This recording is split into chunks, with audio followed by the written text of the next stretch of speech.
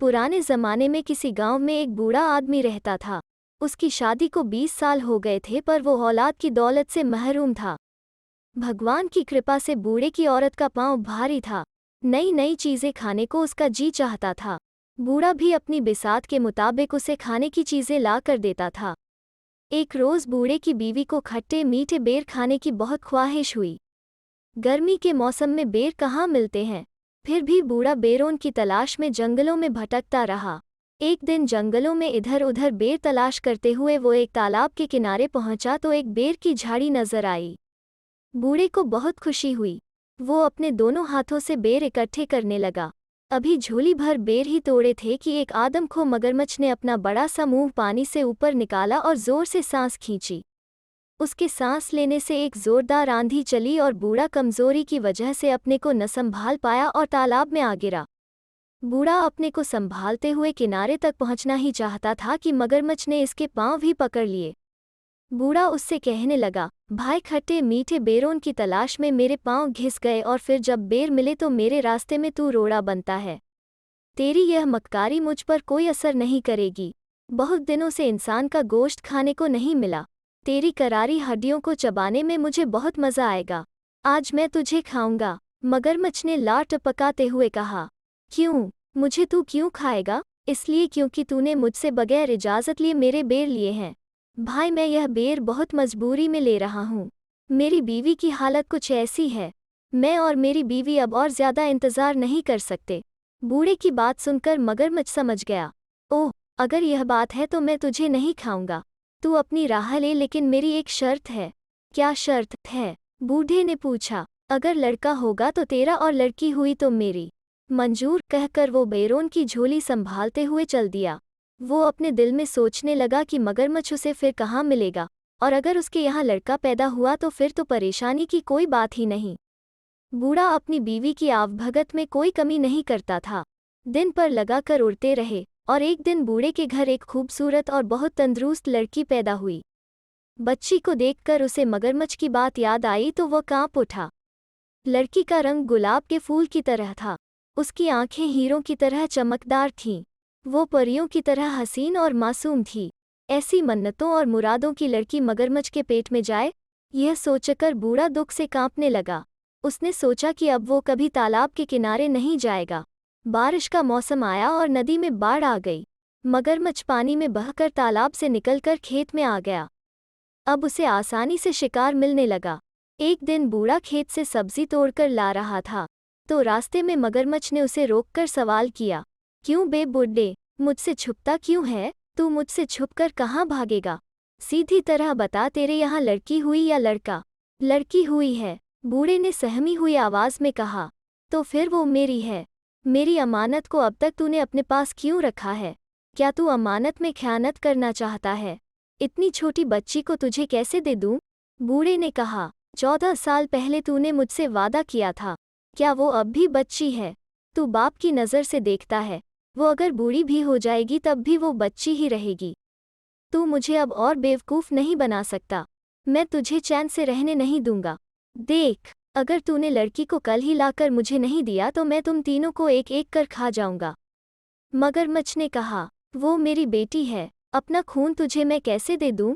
लोग क्या कहेंगे? बूढ़े ने सवाल किया। लोग क्या कहेंगे वो मैं नहीं जानता। तू क्या कहता है? वादा खिलाफी करना चाहता है? मगरमच्छ ने गुस्से से चिल्लाकर कहा। नहीं नहीं, यह बात नहीं है। मैं चाहता हूँ कि मेरी बेटी को इस बात का पता न चले। और बूढ़ा कहते कहते रुक गया। तू क्या चाहता है, बोल? मगरमच्छ ने कहा, मेरी लड़की को कमल का फूल बहुत पसंद है। तू अपनी पीठ पर एक कमल का फूल रखकर तालाब के अंदर पानी के नीचे बैठे रहना। जब लड़की खुशी से इसे लेने जाएगी तो इसे तू ले जाना। मगरमच्छ को यह तरकीब पसंद आई। दूसरे दिन जब बूढ़े ने अपनी बीवी को बताया तो लड़की की माँ परेशान हो गई। वो अपने आप को कोस रही थी कि क्यों उसने बेर खाने की ख्वाहिश की। आज उसकी बेटी मौत के मुंह में जा रही थी। भगवान उसे मौत क्यों नहीं देता? उसका दिल रो रहा था, लेकिन वो लड़की से कह रही थी, बेटी, कितने दिन हुए नानी के घर तू नहीं गई। वो तुझे याद कर रही है। तू आज अपने बाप के साथ नानी के घर जाएगी। 2 दिन रहकर वापस आ जाना। नानी के घर जाने की खबर सुनकर वो खुशी से नए कपड़े पहनकर तैयार हो गई थी। बूढ़ा उसे लेकर जंगल और नाले पार करता हुआ उस तालाब के किनारे पहुंचा और बेटी को तालाब के किनारे बैठा कर बोला, बेटी तू यहाँ बैठी रह, मैं अभी आया। बूढ़ा चला गया लेकिन वापस नहीं आया। उधर बेटी को एक बेहद खूबसूरत कमल का फूल नजर आया। वो सोचने लगी कि इतना खूबसूरत कमल तालाब के बिल्कुल किनारे खिला है, लेकिन उसे अभी तक किसी ने हाथ नहीं लगाया। हो सकता है किसी की नज़र उस पर न पड़ी हो। बूढ़े की बेटी धीरे से पानी के अंदर गई। कमल के फूल की तरफ हाथ बढ़ाते ही कमल थोड़ा आगे खिसक गया। लड़की डर कर अपने बाप को पुकारने लगी, घुटने पानी हुआ है बाबा, कमल खिसकता जाता है। वो फिर आगे बढ़ने लगी, कमल फिर से खिसक गया। लड़की चीख कर अपने बाप को पुकारने लगी, छाती पानी हुआ है बाबा, कमल खिसकता जाता है। बाप वहाँ होता तो जवाब देता। उसे डर लग रहा था, वो सोच रही थी कि वापस चली जाए। उसी वक्त बड़ी बड़ी लाल आंखों वाला मगरमच्छ मुंह खोले पानी की सतह पर दिखाई दिया। बूढ़े की बेटी मगरमच्छ को सामने देखकर घबरा गई और चीखने लगी, लेकिन उसकी चीख जंगल में गूंज कर रह गई। पर उसका बाप वापस नहीं आया। मगरमच्छ उसको अपने बड़े बड़े पंजों में पकड़कर तालाब के दूसरे किनारे एक गुफा के अंदर ले गया और वहां लड़की को छोड़कर वापस आ गया। लड़की की मासूमियत और खूबसूरती को देखकर उसे खाने का इरादा इस वक्त उसने छोड़ दिया। राहगीर जो तालाब में नहाने या पानी पीने आते थे, उन्हें वो पेट भरकर खाता और उस आदमी के पास खाने का जो सामान होता उसे लाकर इस लड़की को देता। लड़की इस गुफा में पड़ी रहती, पर मगरमच्छ के डर से वो कुछ बोलती नहीं थी। इस तरह दिन गुजरते गए। चारों तरफ इस तालाब का मगरमच्छ आदमखोर के नाम से मशहूर हो गया था। डर के मारे कोई राहगीर इस तालाब की तरफ नहीं आता था। मगरमच्छ भूख से बेकरार होने लगा। उसने तालाब की बड़ी बड़ी मछलियों को खाकर खत्म कर दिया। अब वो भूख के मारे मरने लगा। जंगल की गाय बकरी भेड़ भी वो भूख की शिद्दत में खा गया। अब उसके डर से वहाँ कोई जानवर भी पानी पीने नहीं आता था। जब उसे जोर की भूख सताने लगी तो वो बूढ़े की बेटी के करीब आकर उसे अपनी लाल और ललचाई आंखों से घूरने लगा। बूढ़े की बेटी समझ गई कि अब उसकी बारी थी, लेकिन मगरमच्छ ने उसे उस दिन नहीं खाया। इधर बूढ़े की बेटी अपनी जान बचाने की तरकीब सोचने लगी। गुफा में जितने सोने चांदी के जेवरात मगरमच्छ ने लाकर रखे थे, उसने सबको इकट्ठा किया और एक टोकरी में रखकर सूखे पत्ते और छोटी छोटी लकड़ियों से उसे ढक लिया और अपने जिस्म पर कीचड़ लेपकर अपनी सूरत एक अंधी बुढ़िया जैसी बना ली और टोकरी कमर पर लादकर लाठी टेकते टेकते जाने लगी। जैसे ही गुफा से बाहर निकली उसी वक्त मगरमच्छ आ गया और दहाड़ कर पूछने लगा, तू कौन है? बूढ़े की बेटी डर से कांपने लगी, लेकिन बाद में खुद को संभालते हुए कहने लगी, मैं अंधी बूढ़ी हूँ, हड्डियों की लड़ी हूँ। मेरे बदन में क्या है जो तू खाएगा? तू अपनी गुफा को जा, वहाँ तेरे लिए एक तंदुरुस्त लड़की मौजूद है, उसकी हड्डियाँ चबाने में तुझे मज़ा आएगा। मगरमच्छ उसे पहचान न सका। उसके मुंह में इंसानी गोश्त के मज़े को सोचकर पानी आ गया और वो तेज़ी से गुफा के अंदर चला गया। बूढ़े की बेटी उससे छुटकारा मिलते ही घबरा कर दौड़ने लगी और घने जंगल में गुम हो गई। वो सोच रही थी कि जिस माँ बाप ने उसे धोखा देकर मगरमच्छ के हवाले कर दिया, वो उनके पास नहीं जाएगी। वो यही कुछ सोचते हुए घने जंगल में चली जा रही थी कि उसे शेर की गरज सुनाई दी। उसका दिल जोर जोर से धड़कने लगा। वो खौफ के मारे इधर उधर छुपने की जगह ढूंढने लगी। इतनी देर में एक हाथी के बराबर ऊंचा और बड़ा शेर उसके सामने आ गया। डर के मारे वो सामने एक बड़े बरगद के दरख्त के तने से चिपट गई और रो रो कर मजबूरन दरख्त से दरख्वास्त करने लगी, ए दरख्त तू फट जा, मैं तुझ में समा जाऊं और तू बंद हो जा। यह सुनते ही दरख्त सचमुच फट गया और वो उसके अंदर चली गई और दरख्त बंद हो गया। एक दिन एक राजकुमार शिकार करने के लिए उसी जंगल में आया।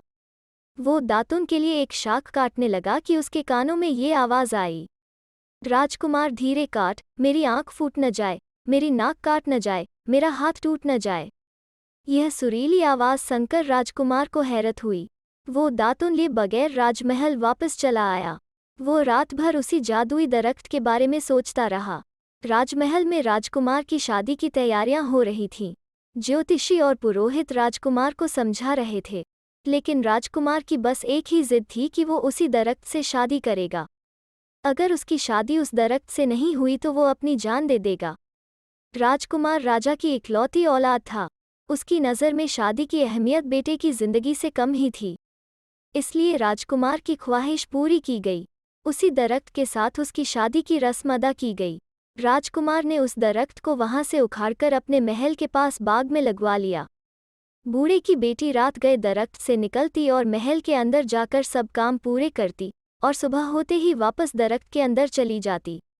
एक रोज़ राजकुमार ने छुपकर बूढ़े की बेटी के ये सब काम देखे।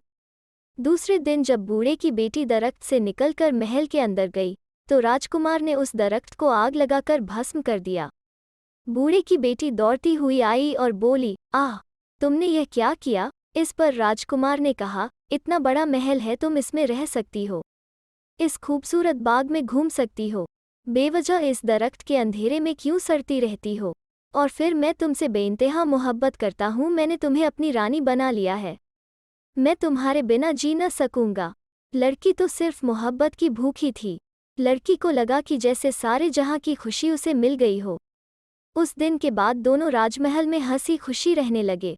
तो दोस्तों, कैसी लगी आज की लोककथा? अगर अच्छी लगी तो लाइक और शेयर करें, और चैनल को सब्सक्राइब करना ना भूलें। फिर मिलते हैं एक नई लोककथा पर।